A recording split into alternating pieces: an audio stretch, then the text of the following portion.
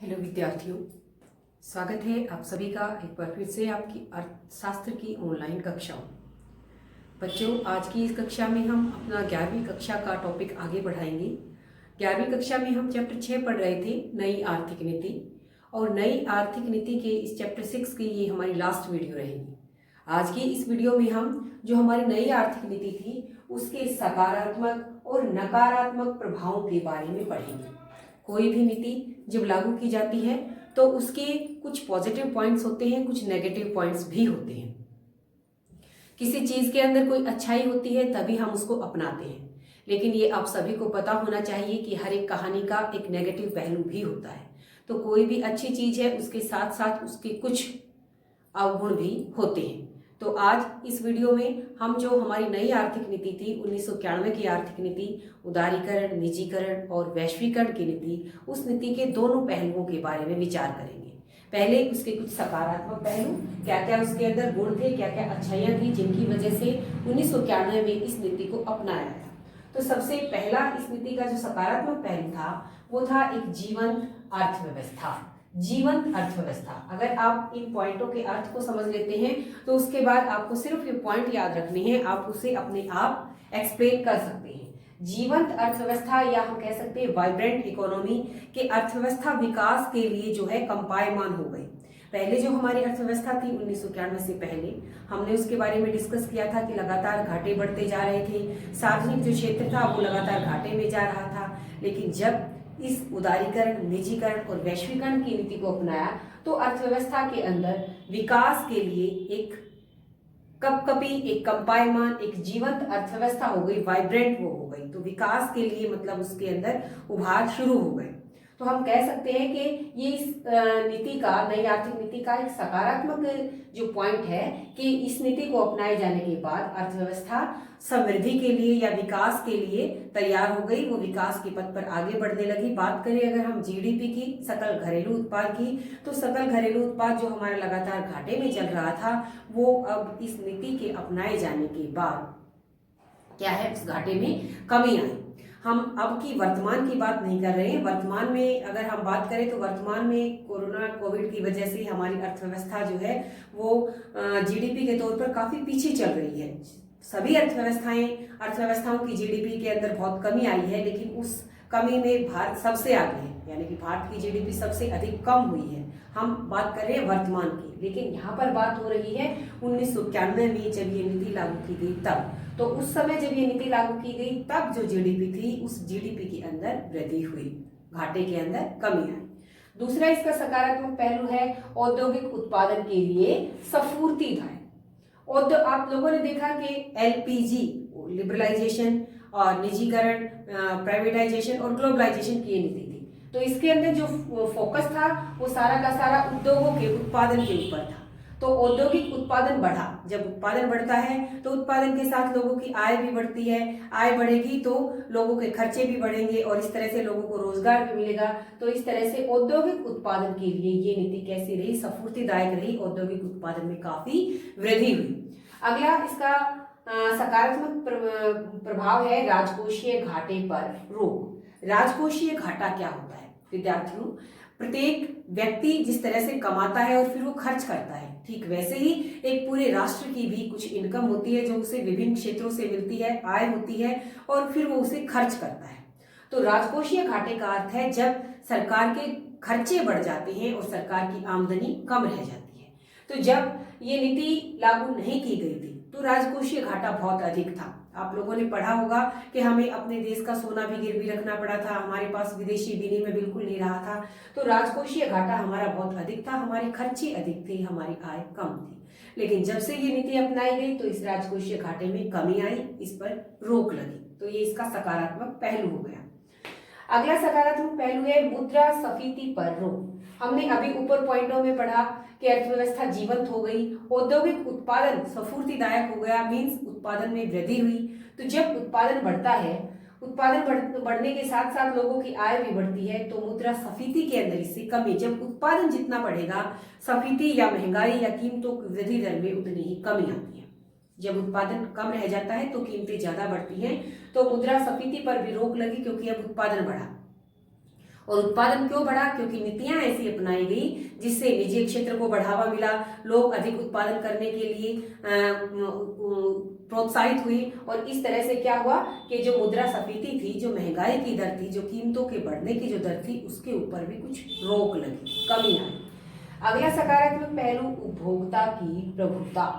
उपभोक्ता वस्तुओं और सेवाओं का प्रयोग करने वाला, उसकी प्रभुता कैसे हुई? उसकी प्रभुता क्योंकि अब निजीकरण था, क्योंकि अब वैश्वीकरण था, विभिन्न देशों की अर्थव्यवस्थाएं आपस में कंपटीशन कर रही थी, प्रतियोगिता कर रही थी। प्रत्येक अर्थव्यवस्था ये चाह रही थी कि उसका माल बिके, प्रतियोगिता थी दोनों के अंदर। तो इसका प्रभाव सीधा सीधा उपभोक्ता के ऊपर क्या पड़ा कि जो भी हमारे उत्पादक थे, जो भी उत्पादक कंपनियां थी, उन्होंने क्या सोचा कि उपभोक्ता जिस प्रकार की वस्तु को अधिक पसंद करता है, उपभोक्ता की पसंद को, नापसंद को अब अधिक महत्व दिया जाने लगा। उपभोक्ता की प्रभुता का अर्थ यही है कि उसके पास अब चॉइस आ गई। उपभोक्ता के पास अब बहुत सारी चॉइसेस थी कि वो ये ले या ये ले, कीमतें भी थी अलग अलग से, उनकी क्वालिटी वाइज अलग अलग। तो इससे हम क्या कह सकते हैं कि उपभोक्ता की प्रभुता अब बढ़ गई, क्योंकि सब हर एक उत्पादक ये चाह रहा था कि उसका माल बिके, और माल वही बिकेगा जो कीमत में कम हो, क्वालिटी में अच्छा हो, और उपभोक्ता को इस तरह से कई प्रकार की क्वालिटियां अब मिल रही थी। तो उपभोक्ता की प्रभुता बढ़ी।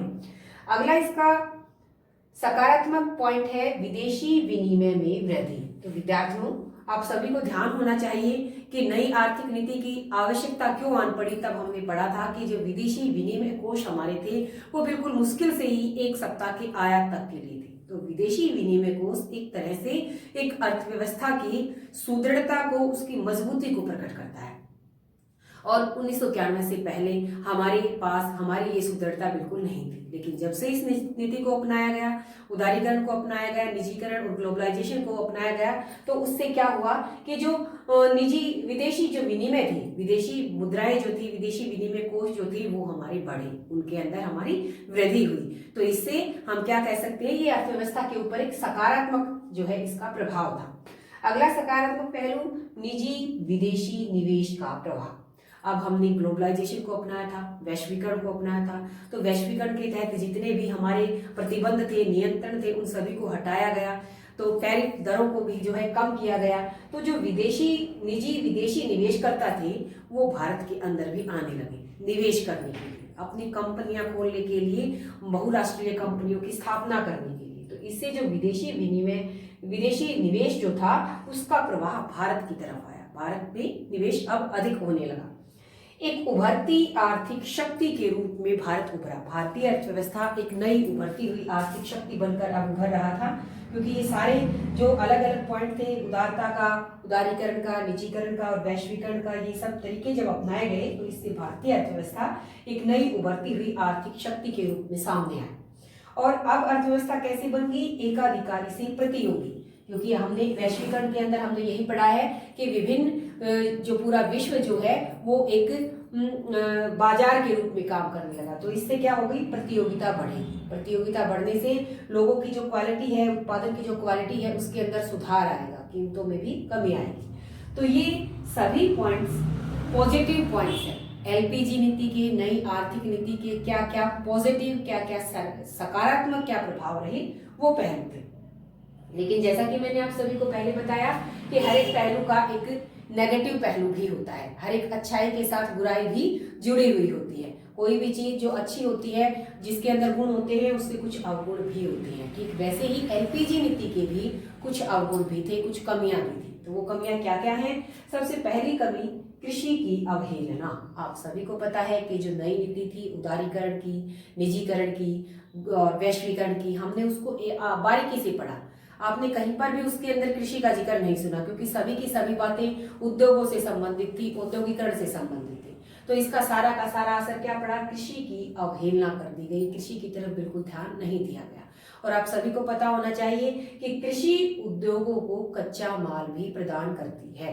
कृषि प्रत्येक अर्थव्यवस्था का आधार होती है। वर्तमान की अगर हम बात करें तो भारत के अंदर वर्तमान में भी आपको सभी को पता है, अखबारों में आप सुन रहे हैं, टीवी चैनलों पर आप सुन रहे हैं कि किसान इकट्ठे हो रहे हैं। किसानों की के लिए जो नीति बनाई गई है वो उन्हें सही नहीं लगी, उसके अंदर वो कमियां निकाल रहे हैं।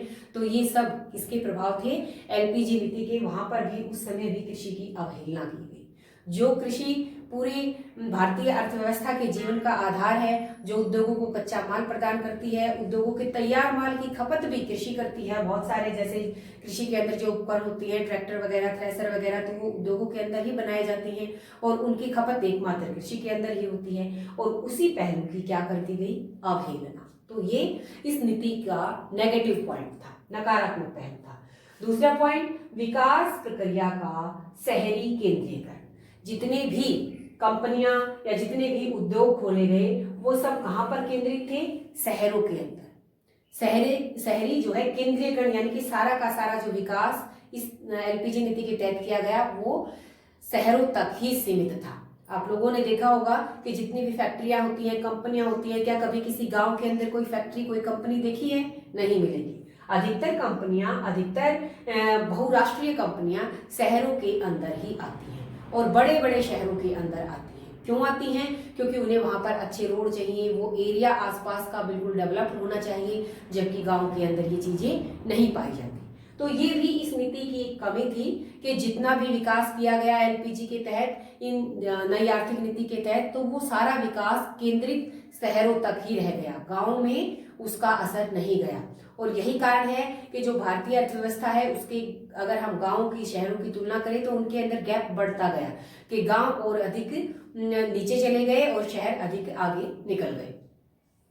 अगला नेगेटिव पॉइंट, आर्थिक उपनिवेशवाद। औपनिवेशवाद क्या होता है कि जब किसी एरिया का, किसी क्षेत्र का प्रयोग कोई अन्य देश अपने लिए करता है, जैसे अंग्रेजों ने भारतीय अर्थव्यवस्था का प्रयोग किया, अंग्रेजों ने भारतीय अर्थव्यवस्था से केवल उन्होंने लूटा, उसका यहाँ का विकास करने के लिए उन्होंने नहीं सोचा।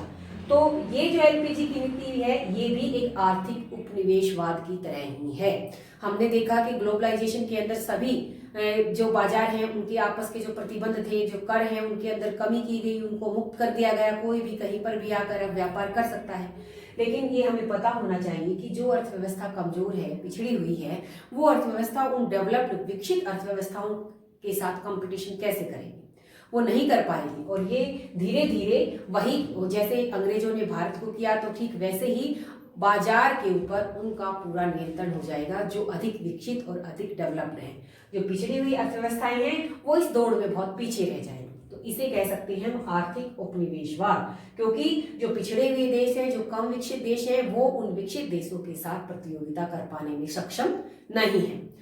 अगला इसका नेगेटिव, नकारात्मक पहलू है उपभोक्तावाद का फैलाव। उपभोक्तावाद, जब अधिक उपभोक्तावाद हो जाता है, जब उपभोक्ताओं की पसंद नापसंद के ऊपर बहुत अधिक ध्यान दिया जाने लगता है और लोग एक दूसरे के साथ मतलब होड़ करने लग जाते हैं, प्रदर्शन प्रभाव इसे हम कहते हैं कि एक दूसरे के देखा देखी जब वो फिजूल खर्ची करने लग जाते हैं, उन्हें उसकी जरूरत नहीं है वस्तु की, तब भी वो उसका प्रयोग करने के लिए, क्योंकि दूसरे उसका प्रयोग कर रहे हैं, तो उसे कहेंगे हम उपभोक्तावाद का फैलाव। और इस चीज का बुरा असर ये होता है व्यापारियों के ऊपर, बिजनेसमैन जो होते हैं उनके लिए ये अच्छी बात है, लेकिन बुरा असर इसका परिवार के ऊपर पड़ता है, परिवारों के ऊपर पड़ता है, क्योंकि जिनके पास इतना है नहीं खर्च करने के लिए और वो फिजूल खर्ची करते हैं, लोगों की देखा देखी प्रदर्शन प्रभाव में वो ये काम कर रहे हैं, तो इसका सारा का सारा भुगतान परिवार को करना पड़ता है। परिवार टूट जाते हैं, परिवारवाद बिल्कुल समाप्त हो जाता है। और भारतीय अर्थव्यवस्था इसी चीज के लिए पहचानी जाती थी कि भारत के अंदर कुछ सांस्कृतिक जो है गुण है, वो यहाँ के सांस्कृतिक जो गुण थे उनका ह्रास होता जा रहा है, पतन होता जा रहा है, क्योंकि लोग आगे बढ़ने के लिए, पैसा कमाने के लिए आगे भागते जा रहे हैं। वो अपने परिवार को, अपनी सांस्कृतिक नियमों को, अपनी परंपराओं को पीछे छोड़ते जा रहे हैं, क्योंकि उन्हें बस विकास के आगे बढ़ना है, पैसा कमाना है। तो ये चीजें उपभोक्तावाद और सांस्कृतिक ह्रास के अंतर्गत आती है। तो विद्यार्थियों, हमने एक एक करके इस नीति के कुछ अच्छी जो बातें थी, अच्छे पहलू थे वो भी पढ़े, नकारात्मक पहलू थे वो भी पढ़े। अब आप स्वयं ये निर्णय ले सकते हैं कि ये नीति कितनी अच्छी है, कितनी इसके अंदर अच्छाइयां हैं, कितनी कमियां हैं।